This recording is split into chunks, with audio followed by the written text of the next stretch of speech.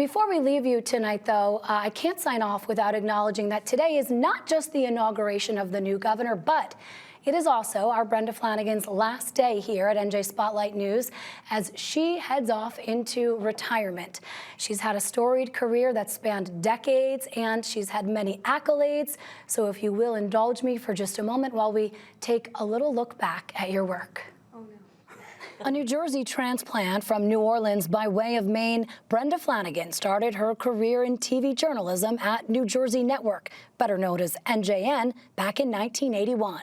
They warn the Reagan administration may soon seek to eliminate some student loan programs. On Saturday, EPA decided to respond. South Jersey Congressman Jim Florio, who toured the site Monday, explained why. But all the casinos do agree on one point. They won't oppose the experiment. She then moved to WWOR, where she started the station's Trenton Bureau and anchored public affairs programs, covering consumer stories like this one on long lines at the DMV. Besides paying income taxes, this is probably the only place where most residents have direct contact with the state.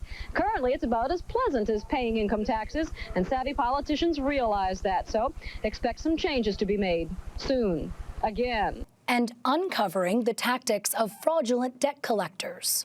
You'll get to hear that and these other recordings where debt collectors threaten, terrify, and possibly push a victim to suicide. Brenda won multiple Emmys, including for her work on an undercover investigative series on racial profiling, Driving While Black.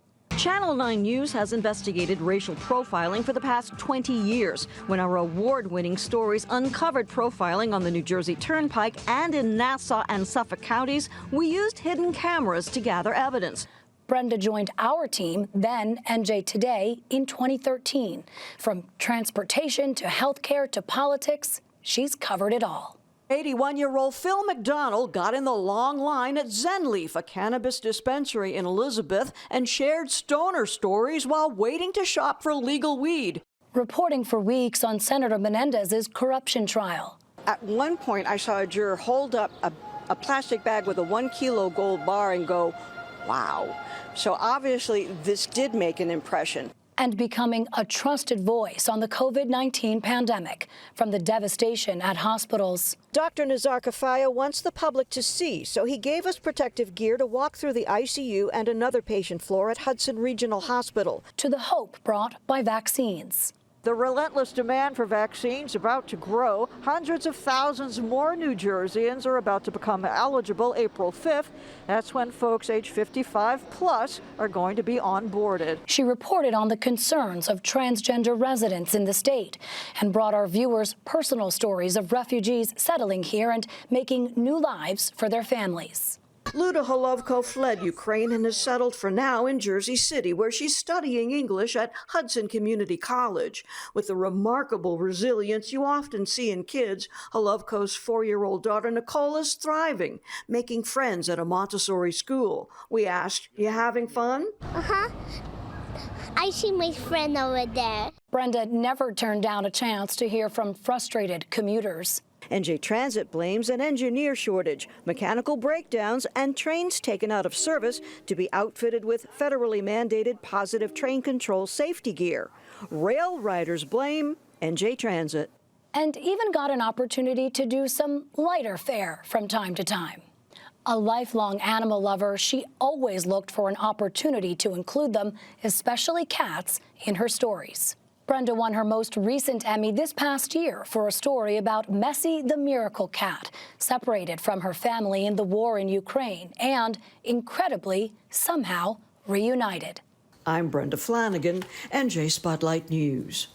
She is irreplaceable, and we will miss her immeasurably as she moves on to spend more time in her favorite role, Mimi, to her 2 grandchildren.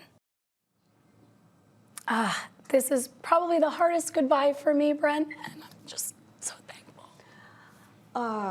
Brianna, I can't even put into words how hard it is to leave. Oh, sweetie, don't. Thank you so much. That was lovely, and you guys are family.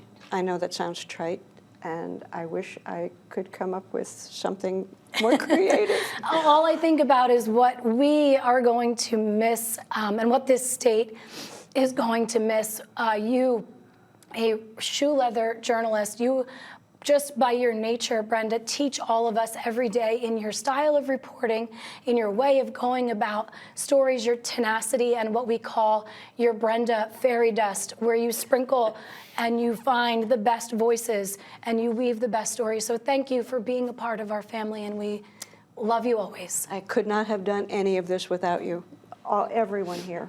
This is a total family, total team effort, and I thank you for the opportunity. I love you. I will miss you dreadfully. We will miss you too.